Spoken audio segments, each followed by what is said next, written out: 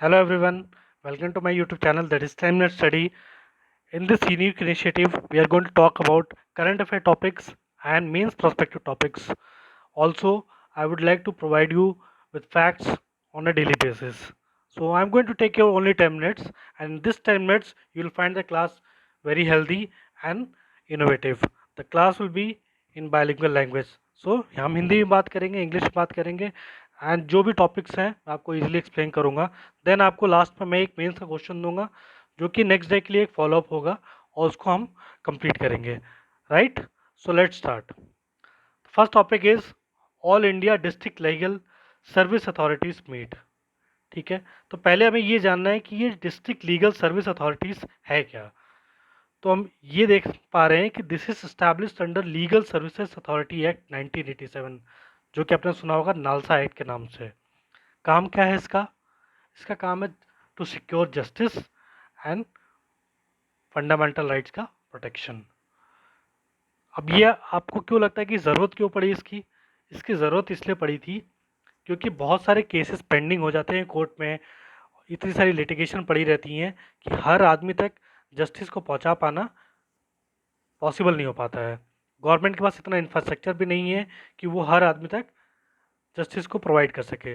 अगर कोई एक छोटे से लेवल, जैसे गांव में अगर कोई घटना घटती है, उसके लिए भी लोग कोर्ट चले जाते थे. ऐसे करके लिटिगेशन इतनी ज़्यादा हो गई हैं, जैसे आप जानते ही हैं प्रेजेंट डे में more than 1 crore cases are pending in the court. So how will the जजेस विल लुक आफ्टर इट? जजेस की संख्या कम है, that is another different issue. But how to provide justice, how to provide speedy justice. वो कहते हैं कि अगर आपको जस्टिस मिला नहीं या जस्टिस डिले हो गया तो आपको जस्टिस डिनाई किया जा रहा है. सो उसी के सामने एक ये नया तरीका लाया गया 1987 में, जिसे हम लीगल सर्विसेज अथॉरिटीज एक्ट कहते हैं, दैट इज नालसा. एन आ जाएगा फुल फॉर्म उसमें, दैट इज नेशनल. राइट. सो अभी देखते हैं कि न्यूज़ में क्यों है ये. अभी हम देखते हैं ये न्यूज़ में क्यों है ये बेसिकली. ठीक है, तो न्यूज़ में इसलिए आया है क्योंकि यहाँ पे बात की गई district legal service authorities meet की. ये एक मीट ऑर्गेनाइज करी गई है जहाँ पे डिस्ट्रिक्ट जज इसको हेड कर रहे हैं. कौन हेड कर रहा है इसको? इसको डिस्ट्रिक्ट जज हेड कर रहे हैं. राइट. इनका काम क्या होगा बेसिकली? इनका काम ये होगा टू रेगुलेट लोक अदालत. अब ये लोक अदालत क्या है? ये लोक अदालत वही है जो नालसा के अंदर बनाई गई है. ये एक लोकल लेवल्स पे बनाई गई हैं. टोटल डिफरेंट 5 लेयर्स है, जैसे एक सुप्रीम कोर्ट है, हाई कोर्ट है, देन डिस्ट्रिक्ट कोर्ट है, देन तालुका लेवल पे भी एक कोर्ट बनी हुई है. तो ये क्या है? लोक अदालत है, एक तरह का आर्बिट्रेशन है ये. आर्बिट्रेशन ऐसे है कि जैसे मान लो कि आपको, आपके सामने दो लोग हैं और दो लोग में फॉर एग्जांपल से एक ने चोरी की है और एक ने इल्ज़ाम लगाया है. तो अब हम ये कैसे पता लगाएं कि इसने चोरी की है कि नहीं की है? तो इन दोनों के बीच में एक आर्बिट्रेशन है. आर्बिट्रेशन में दोनों के बीच में डिस्प्यूट है, उसको कौन रेजोल्यूशन कौन देगा? ये एक बॉडी देगी. ऐसा नहीं कि ये बॉडी आपके पास खुद चल के जाएगी, नहीं, आपको इस बॉडी के पास जाना पड़ेगा और बताना पड़ेगा ये मेरा ग्रीवांस है, ये मेरी समस्या है. राइट. तो आप जब जाएंगे देन यहाँ पे आपका लोक अदालत काम करेगी. तो लोक अदालत का काम क्या है? Alternative dispute resolution mechanism. भाई देखो, एक तरीका तो ये है कि आप कोर्ट चले जाओ, कोर्ट पे जाके आप केस फाइल करो, उस पे डेट आती रहेगी और कितना टाइम लगेगा पता नहीं है. लेकिन यहाँ लोक अदालत में जाने से ये है कि आपको क्या है, एक टाइम फ्रेम के अंदर आपको रेजोल्यूशन प्रोवाइड किया जाए.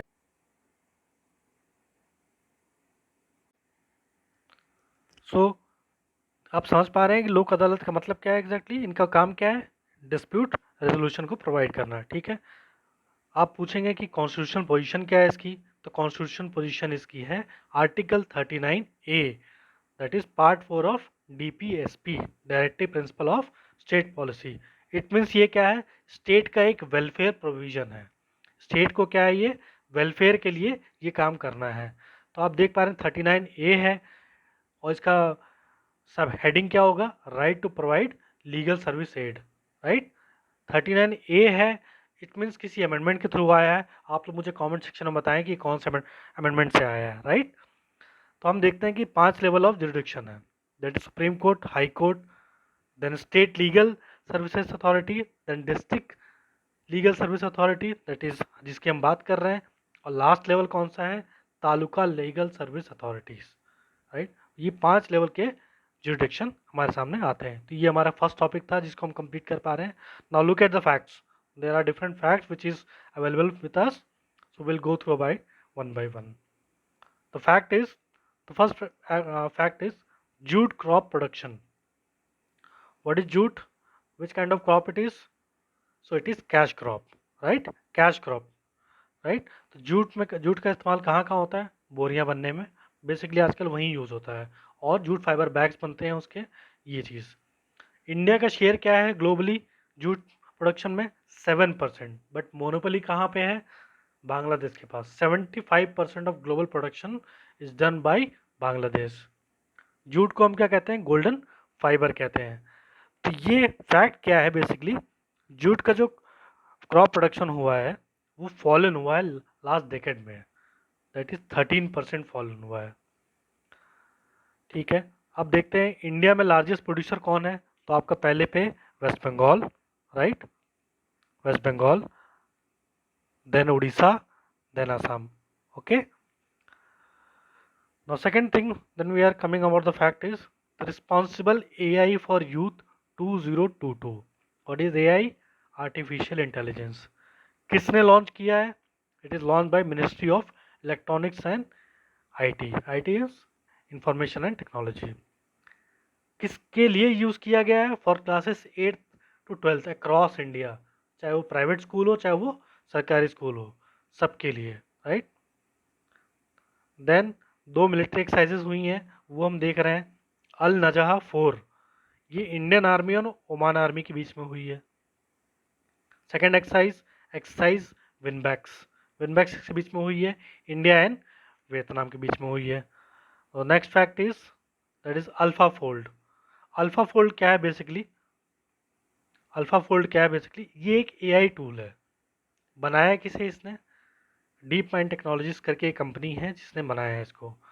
और ये बेसिकली इसका काम क्या है, AI टूल पे काम कर रही है। इसका मतलब ये, इसका काम ये है, इसका काम ये है प्रोटीन के स्ट्रक्चर को डिफाइन करना, राइट, प्रोटीन के स्ट्रक्चर को डिफाइन करना। Next thing is point number 5, that is विलायती कीकर। इसका आप साइंटिफिक नेम देख पा रहे हैं, प्रोस्पिस जूलीफोरा। बेसिकली ये क्या है, बायोफ्यूल है, एक प्लांट है जिसका बायोफ्यूल में यूज होता है। बट हो क्या रहा है, इसका नेगेटिव इम्पैक्ट पड़ रहा है दिल्ली में खासकर। इससे क्या हो रही है, क्रॉप डैमेज हो रही है। तो ये एक तरह की इन्वेजिव स्पीसीज है।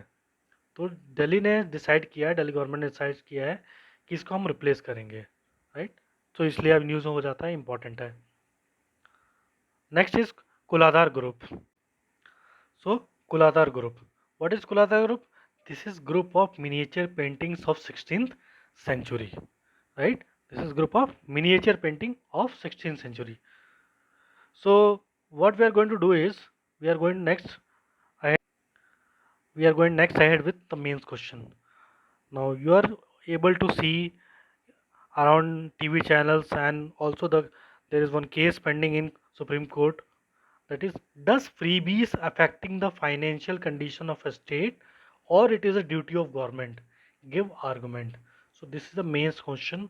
I would like to give answer about this in the next session. Till then I want you to write a 200-word answer on this, then I will give you a sample answer of this, right. So मेरा काम इतना है कि मैं आपको एक topic, then कुछ facts and mains का एक टॉपिक के हिसाब से आपको बताऊं। इससे होगा क्या, आपका जो टॉपिक्स के रिगार्डिंग क्लैरिटी है वो क्लियर होगी, प्लस आपको डेली करंट अफेयर जो आपका इंपॉर्टेंट है वो आपका कवर होता रहेगा। और अगर आपको ज़्यादा जानना है और सारी चीज़ें जाननी है, तो मेरा एक इंस्टाग्राम पेज है, दैट इज़ aim_UPPCS, आप जाके फॉलो कर सकते हैं। एंड अगर आपको मेरा कंटेंट सही लगता है तो आप मेरे चैनल को सब्सक्राइब कर सकते हैं। मेरी वीडियोस 10 मिनट ज़्यादा कभी नहीं होंगी। मेरा ये फंडा रहेगा कि आपको 10 मिनट के अंदर चीज़ें पता चल जाएं। So thank you very much, Keep sharing, keep liking. Thank you very much.